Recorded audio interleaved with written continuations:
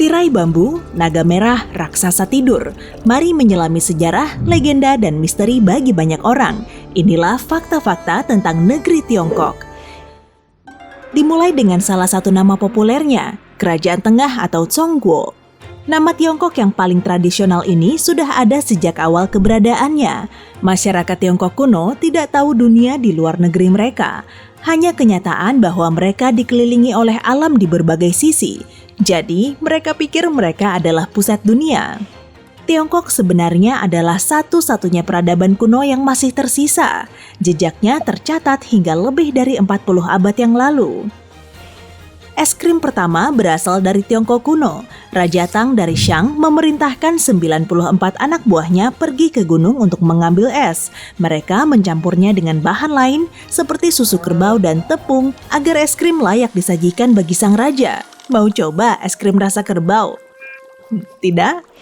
Ada yang mengatakan bahwa pasta berasal dari Tiongkok, lalu Marco Polo membawanya ke Italia pada abad ke-13. Sumpit sudah ada selama kira-kira 4.000 tahun, tapi mulanya dibuat sebagai alat masak, bukan untuk makan. Sumpit berguna saat mengangkat makanan panas dari panci, dan versi alat musik dari sumpit baru ada saat ditemukannya piano. Orang Tiongkok menggunakan 45 miliar sumpit setiap tahun, dan sumpit Tiongkok lebih panjang, tebal, dan tumpul di ujungnya jika dibandingkan sumpit Jepang yang tipis dan lancip. Kamu menggunakan ribuan saraf dan lebih dari 50 otot di jari, pergelangan, lengan, dan bahu saat menggunakan sumpit. Wow, olahraga sumpit! Bahasa Mandarin digunakan sebagai bahasa utama oleh lebih banyak orang dibanding bahasa atau dialek lain di dunia.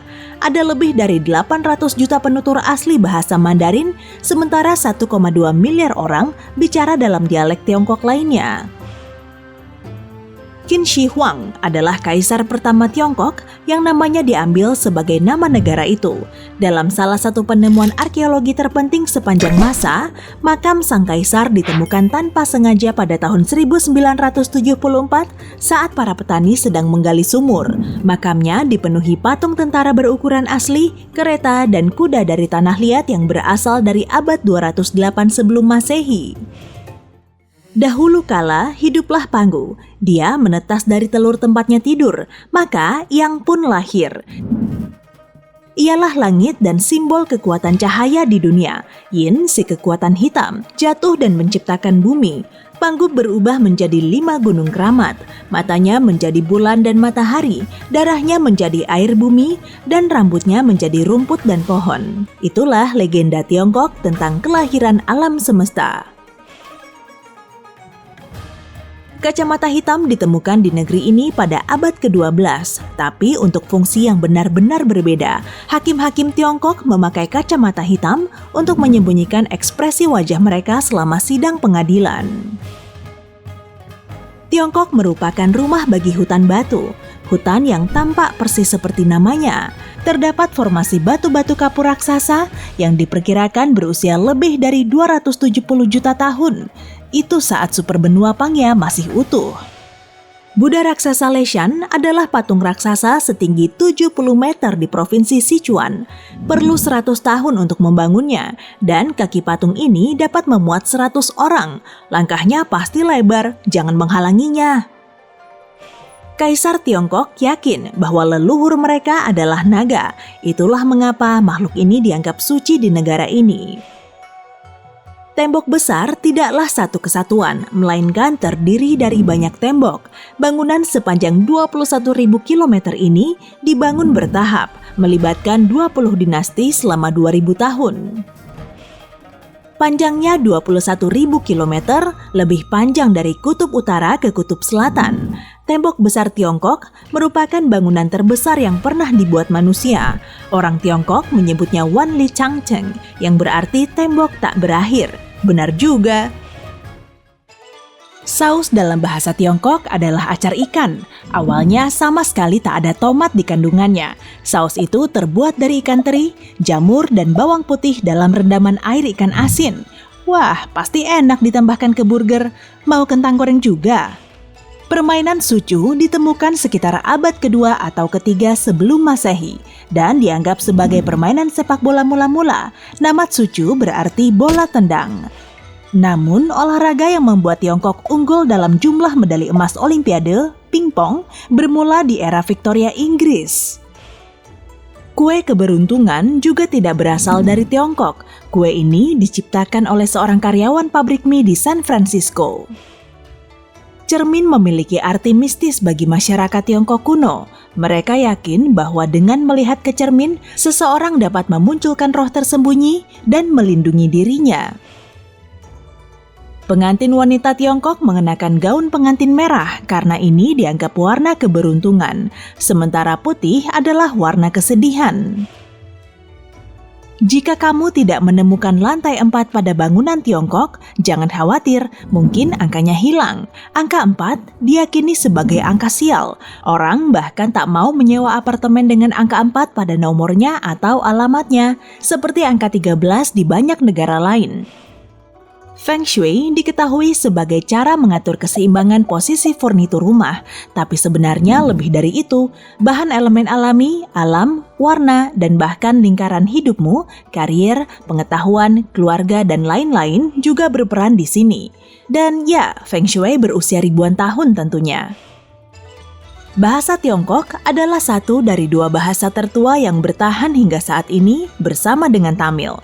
Usianya lebih dari 3.000 tahun. Ada lebih dari 50.000 karakter dalam bahasa Tiongkok. Kamus besar berisi 20.000 karakter dan orang terpelajar hanya mengetahui sekitar 8.000 karakter. Legenda Tahun Baru Tiongkok menceritakan seekor makhluk seram bernama Nian yang menakuti desa-desa setiap malam Tahun Baru. Suatu hari, seorang pria menyadari Nian dapat diusir oleh suara-suara keras dan warna merah. Sejak itulah, orang Tiongkok menghias rumah mereka dengan warna merah dan memasang petasan. Begitu ya cara melatih naga. Diyakini bahwa di tahun baru usia orang bertambah 1 tahun, sama seperti hari ulang tahun biasa. Tahun baru adalah perayaan besar di negara ini dan pestanya berlangsung hingga 15 hari. Ilmuwan Tiongkok Zhang Heng menciptakan seismoskop pertama di abad kedua. Alat yang mirip vas bunga ini terlihat kuno. Bola perunggu akan jatuh dari salah satu tabung mirip naga dan masuk ke mulut kodok di bawahnya. Alat ini bekerja dengan sempurna dan mampu mendeteksi gempa bumi berjarak ratusan kilometer. Beberapa penemuan lain yang berasal dari negara ini adalah jam mekanik pertama, busur silang, tisu toilet, terima kasih, kertas, pencetak blok, dan kompas. Karena mereka sudah ada lebih dari 4.000 tahun, tentunya punya banyak waktu menciptakan hal-hal baru. Uang kertas pertama kali digunakan di Tiongkok pada abad ke-7. Terjadi kekurangan pasokan tembaga untuk memproduksi uang koin, jadi mereka memakai uang kertas sebagai solusinya. Berdasarkan cerita legenda, kaisar pertama di era Tiongkok kuno, Shennong, tak sengaja menemukan teh. Saat sedang merebus air di tamannya, begitulah cara beliau meminumnya, selembar daun teh jatuh ke dalam pocinya. Tapi teh kantong ditemukan jauh dari negeri ini. Pada tahun 1908, seorang pedagang teh Thomas Sullivan memberikan sampel produknya dalam kantong sutra kecil. Seharusnya sampel itu dikeluarkan dari kantong dan dimasukkan ke cangkir, tapi orang menganggap kantong itu berfungsi sebagai perendam logam tradisional. Kembali ke Tiongkok, orang-orang terpelajar di era dinasti Tang menyapa dan berpamitan kepada teman mereka dengan puisi yang diciptakan saat itu juga. Mungkin ini awal mula pantun? Gunung tertinggi di dunia, Gunung Everest, berada di perbatasan antara Tiongkok dan Nepal. Puncak setinggi 8.848 meter ini bertambah tinggi 5 cm setiap tahunnya karena pergerakan lempeng tektonik. Selama lebih dari 26.000 tahun, gunung itu sudah bertambah tinggi 3,2 km. Semua panda di dunia adalah milik Tiongkok. Panda-panda yang hidup di luar Tiongkok hanya dipinjamkan. Setiap bayi panda yang lahir dikirim ke Tiongkok untuk membantu memperluas gen mereka. Tiongkok adalah rumah bagi spesies pohon tertua yang dikenal dengan ginkgo. Pohon ini tidak berubah selama 200 juta tahun dan bisa dibilang fosil hidup. Ada legenda di balik zodiak Tiongkok. Suatu hari ada lomba antara hewan-hewan. Tikus diminta membangunkan kucing, tapi ia lupa. Lalu ia menunggang kerbau sepanjang pertandingan dan dengan cerdik melompat ke garis finish. Itu sebabnya tikus adalah zodiak pertama. Karena melewatkan lomba, kucing tak bisa melupakan tipu muslihat tikus. Dan inilah alasan permusuhan di antara mereka. Saya paham sekarang. Hey, jika kamu belajar hal baru hari ini, klik tombol suka untuk video ini dan bagikan dengan teman. Berikut beberapa video menarik lain yang pasti kamu suka. Klik saja video di salah satu sisi layar dan ingat, tetaplah di sisi terang kehidupan.